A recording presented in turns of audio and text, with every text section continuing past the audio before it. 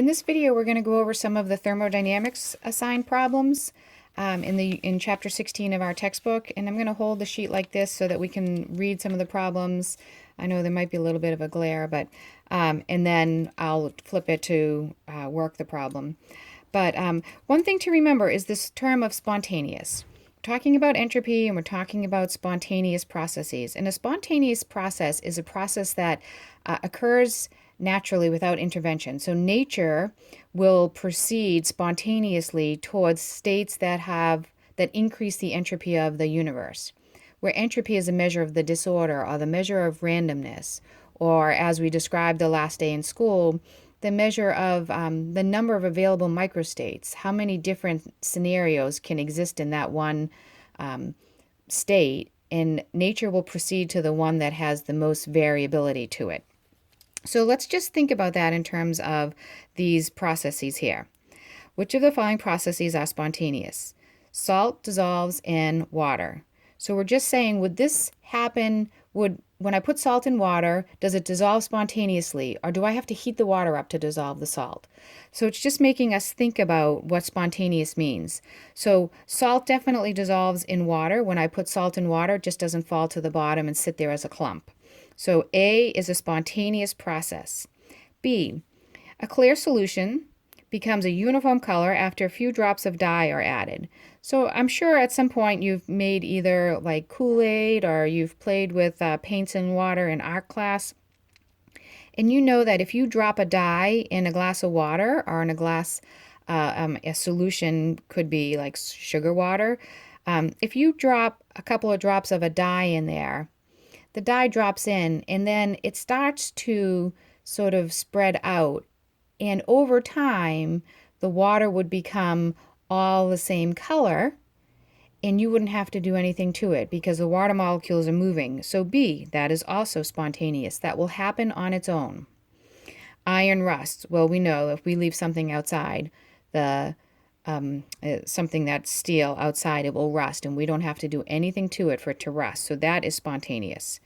D, well, this is a great one for this week. I'm just wondering, we're all home?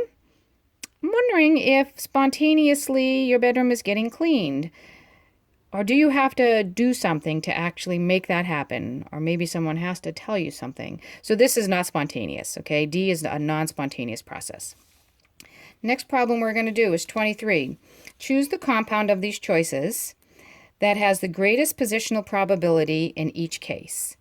Okay, so what that's saying to us is we're looking at the difference in the entropy of these choices. So let's remember that. So for number 23, we'll think about STP is 0 degrees Celsius, 1 atm. And 0 degrees Celsius is 273 Kelvin. Remember, no degrees on the Kelvin symbol. Okay, so for the first one, for A, we have H2 gas at STP, or we have H2 at 100 degrees Celsius and 0.5 atm. And in both cases, it's 1 mole. So 1 mole of each. So I'll put 1 mole over here. So which one has the most randomness to it? And when we think about that, right? So if we were to be picturing a gas in a container, right? If there's a certain amount of pressure on that container, if I imagine that I would push down on this plunger to put more pressure on the gas would have less area to fill. Okay, so I'm sort of thinking about pressure a little bit backwards and trying to get the picture in terms, if you think about it as volume. If I reduce the volume, I would increase the pressure. If I pull this up, I would decrease the pressure. I would give the gas more places to go, more different spots to be in, more microstates. It could be all of the gas could be up in one corner, or all of the gas could be down in one corner, or it could all be spread out. So more options. In addition, 100 degrees Celsius, well, that's 373 Kelvin. That's 100 degrees Celsius higher than the option, the first option. So if we're looking at these two choices, warmer means spread out more. Lower pressure means spread out more. So choice B, or I guess it's not choice B because it's part A. So the H2 at the higher temperature is flying around faster, and at the lower pressure has less restrictions on where it is because there's less molecules in the tank. This would have the higher entropy. And so for 23, A is the choice.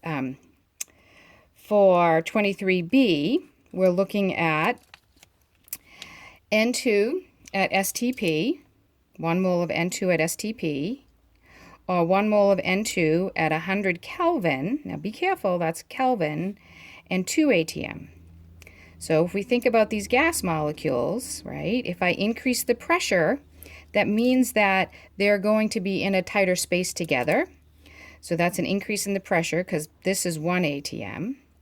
And this temperature is 0 degrees Celsius, which is 273 Kelvin. And so this is at a lower temperature, so the molecules would be going slower, and a higher pressure, so the molecules would be less spread out, or basically hitting the walls less forcefully, meaning that they're not moving as frequently into new spots. And so in this case, the one that has the most randomness, or the higher positional 23 probability, would be the N2 at STP.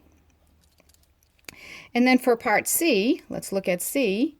We have 1 mole of H2O solid versus 1 mole of H2O liquid. And always, as you go up in state, the state that's higher on the temperature is going to have the higher positional probability. So for 23, the liquid water would be the correct answer. Okay, now let's look at 25. We're going from H2O liquid to H2O gas, and we're asked to predict the sign of delta S surroundings for the following processes.